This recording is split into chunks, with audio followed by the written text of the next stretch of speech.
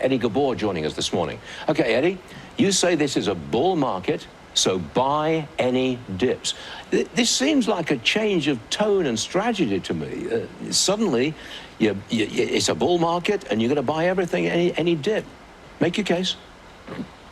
Stuart, we are a data-driven, math-driven firm. As you know, March the 3rd, we sold a lot of our equity holdings. And then we saw the market drop by 12%, and our signals got us back to start dollar cost averaging back on April the 21st. And the reason for that, and you're getting confirming information, in our opinion, that our data is pointing that the economy is going to be reaccelerating, and the market and the math is supporting that. You're getting higher lows and higher highs on the stock indexes. You're getting lower lows and lower highs on the VIX.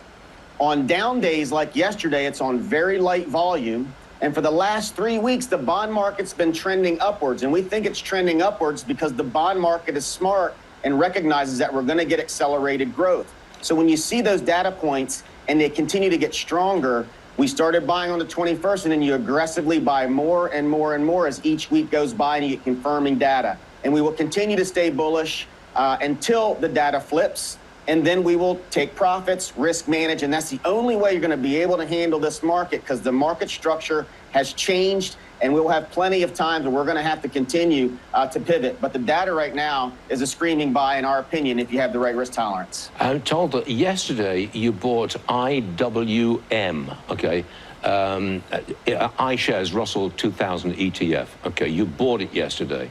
Why in particular a small cap company, ETF?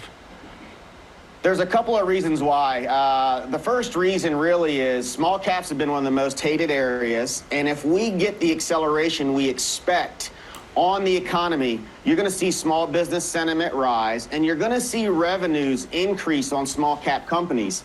And because their comps for quarter over quarter are so weak, they don't have a big bogey to hit in order to beat on the upside. So you're going to see accelerating revenues, an easy bogey to beat.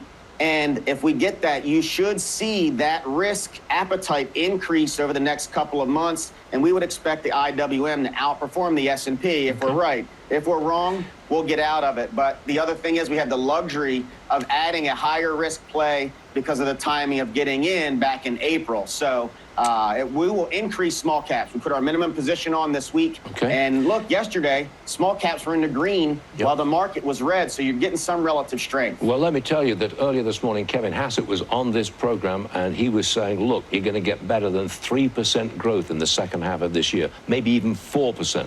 That suits your scenario entirely. Eddie Ghabour, thanks for joining us. See you again real soon.